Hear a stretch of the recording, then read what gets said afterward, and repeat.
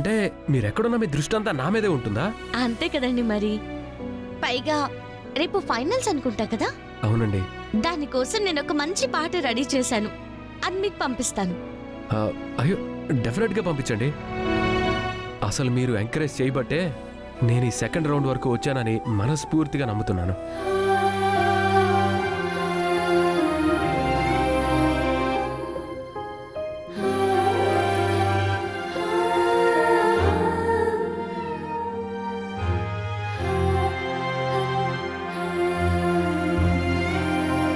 అక్షిత, నువ్వు చెప్తుంటే నాకు అదే అనుమానంగా ఉంది.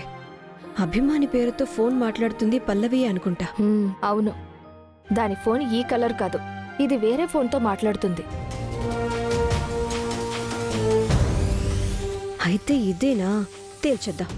నిజంగా అభిమాని పేరుతో ఆటలాడుతుంది పల్లవి అయితే గనక అది చరణ్ ముందు రుజువు చేసి చరణ్ని ఇన్సల్ట్ చేయడానికి, నువ్వు గెలవడానికి నేనే దిక్కయ్యానని చూసావా అని నీ ముందు కాలర్ ఎగరేయడానికి ఇదంతా చేసింది అని చరణ్ని రెచ్చగొడదా, ఇద్దరిని విడగొడదా.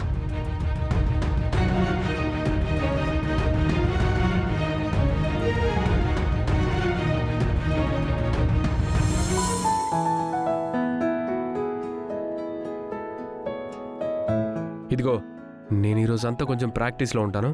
నువ్వు ఈ గదిలో వద్దు, వెళ్ళి ఆ గెస్ట్ రూమ్లో పడుకో. ఏంటి చూస్తున్నావు? నీకే చెప్తుంది, వెళ్ళు.